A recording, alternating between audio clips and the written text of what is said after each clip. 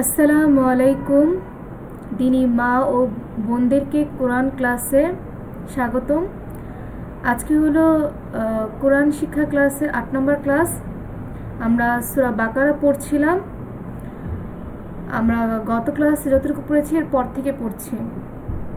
আচ্ছা, আউযু বিল্লাহি মিনাশ শাইতানির রাজিম। বিসমিল্লাহির রহমানির রহিম। এক পেশ হরকতের উচ্চারণ তাড়াতাড়ি করে পড়তে হবে।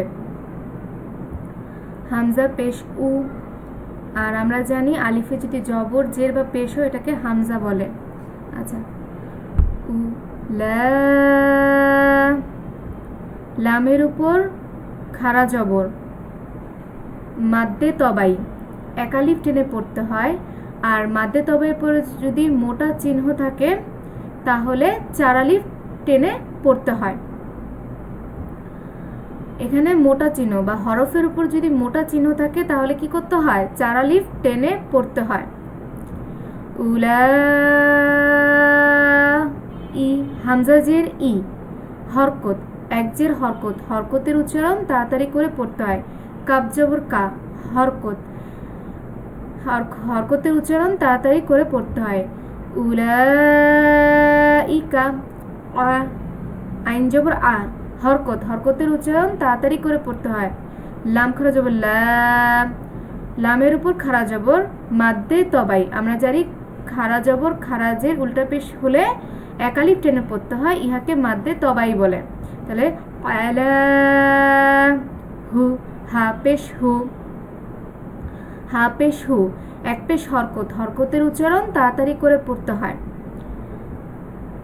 দাল মিম দাম, এখানে তানবিন রয়েছে এবং তানবিনের পরে কি আছে? মিম আছে। এটা হলো আমরা জানি নুন সাকিন বা তানবিনের পরে যদি মিম থাকে, ইয়া ওয়া নুন মিম, এই 4টা হরফ যে কোনো হরফে থাকে তাহলে গুণা করে পড়তে হয়, ইহাকে বলা হয় বাগুন্না। তাহলে হুদাম, হুদাম, মিম রজের মির, এটা কি নুন সাকিন, নুন সাকিনের পর আসছে র। আমরা জানি নুন সাকিনের পর যদি র বা লাম আসে তাহলে হলো বেলাগুন্না, বেলাগুন্না হলে গুন্না ছাড়া পড়তে হয়, বাগুন্না হলো গুন্না সহ পড়তে হয়, আর বেলাগুন্না হলো গুন্না ছাড়া পড়তে হয়। তাহলে এটা কি হবে? মিম রজের মির, হুদাম মির র। তাসদিদ আলা হরফ 2 বার পড়া যায়। প্রথমবার তাহার ডান দিকের হরকতের সঙ্গে, দ্বিতীয়বার নিজ হরকতের সঙ্গে। আবার এখানেও বায়ের উপর তাসদিদ আছে, এখানেও তাসদিদ আলা হরফ 2 বার পড়তে হবে। একটা হলো ডান দিকের হরকতের সঙ্গে, দ্বিতীয়বার নিজ হরকতের সঙ্গে। তাহলে এখানে কি হবে? হুদাম মির রব্বি, হামিম পেশ হিম, যজমালা হরফ তাহার ডান দিকের হরকতের সঙ্গে একত্রে একবার পড়া যায়, এজন্য হামিম পেশ হিম। তাহলে উলাইকা আলা হুদাম মির রব্বিহিম। ওয়া, ওয়া জবর ওয়া, হরকত, হরকতের উচ্চারণ তাড়াতাড়ি করে পড়তে হয়। হামজা পেশ উ, এক পেশ হরকত, হরকতের উচ্চারণ তাড়াতাড়ি করে পড়তে হয়। লাম, আমরা জানি লামের উপর খাড়া জবর, মাদ্দে তবাই, এক আলিফ টেনে পড়তে হয়। আর হরফের উপর যদি এরকম মোটা চিহ্ন থাকে তাহলে 4 আলিফ টেনে পড়তে হয়, এটাকে মোটা চিহ্ন বলে। অনেক জায়গায় চিকন চিহ্ন থাকে তখন ওটাকে মাদ্দে মুনফাসিল বলে। এটা কি? এখানে এই যে এই জায়গাটা আছে চিকন চিহ্ন, আর এটা হলো মোটা চিহ্ন, তখন মোটা চিহ্ন হলে 4 আলিফ টেনে পড়তে হবে। তাহলে ওয়া উলা, হামজা জের ই, হরকত, এক জের হরকত, হরকতের উচ্চারণ তাড়াতাড়ি করে পড়তে হয়। কাব জবর কা, হরকত, হরকতের উচ্চারণ তাড়াতাড়ি করে পড়তে হয়। হা পেশ হু, এক পেশ হরকত, হরকতের উচ্চারণ তাড়াতাড়ি করে পড়তে হয়। তাহলে ওয়া উলাইকা হু মুল, মিম লাম পেশ মুল, যজমালা হরফ তাহার ডান দিকের হরকতের সঙ্গে একত্রে একবার পড়া যায়। আর যজমের ডানে, এটাকে আলিফে কোনো হরকত নাই, হরকতবিহীন হরফ পড়া যায় না। তাহলে মিম লাম পেশ মুল, হুমুল, মুফ, মুফ। ফা যজমালা হরফ তাহার ডান দিকের হরকতের সঙ্গে একত্রে একবার পড়া যায়, মিম ফা পেশ মুফ।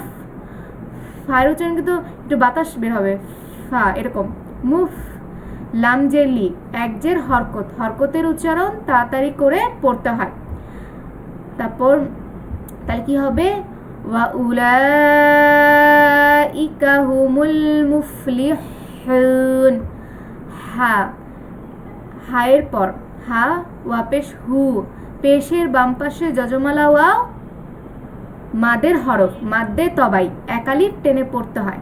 আমরা জানি জবরের বাম পাশে খালি আলিফ, জেরের বাম পাশে যজমালা ইয়া, আর পেশের বাম পাশে যজমালা ওয়াও হলো মাদের হরফ। মাদের হরফ কি করতে হয়, এক আলিফ টেনে পড়তে হয়, এটাকে মাদ্দে তবাই বলে। নুন জবর না, হরকত, হরকতের উচ্চারণ তাড়াতাড়ি করে পড়তে হয়।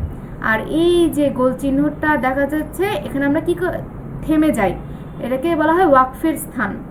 যখন ওয়াকফের আগে আমরা এখানে থেমে যাই, ওয়াকফের আগে যদি জবর জের পেশ বা দুই জের বা দুই পেশ থাকে তাহলে তখন তা সাকিন হয়ে যায়। তাহলে এখানে কি নুনের উপর এক জবর আছে, যখন এটা ওয়াকফু হয়ে গেছে তখন কি হয়ে গেছে, সাকিন হয়ে গেছে, যেমন হুন। আর এই যে এটা কি মাদ্দে তবাই, হাওয়া পেশ হু, হু, এটা কিন্তু বড় হা, এটা হলকের মাঝখান থেকে উচ্চারিত হবে, হু, হু, হু। আর এই মাদ্দে তবাইয়ের পরে যদি ওয়াকফ হয়, এটা কি মাদ্দে তবাই, পেশের বাম পাশ পেশের বাম পাশ যজমালা ওয়াও মাদ্দে তবাই। মাদ্দে তবাইয়ের পরে যদি ওয়াকফ হয় তাহলে কি হয়ে যায়, মাদ্দে আরজি। তখন এই জায়গাটায় এক আলিফের পরিবর্তে আমাদের তিন আলিফ টেনে পড়তে হবে। তাহলে কি হবে, হুন। তাহলে প্রথম থেকে বলি, উলাইকা আলা হুদাম মির রাব্বিহিম ওয়া উলাইকা হুমুল মুফলিহুন। আচ্ছা, আজকে এ পর্যন্তই। সাদাকাল্লাহুল আলিয়্যুল আযীম।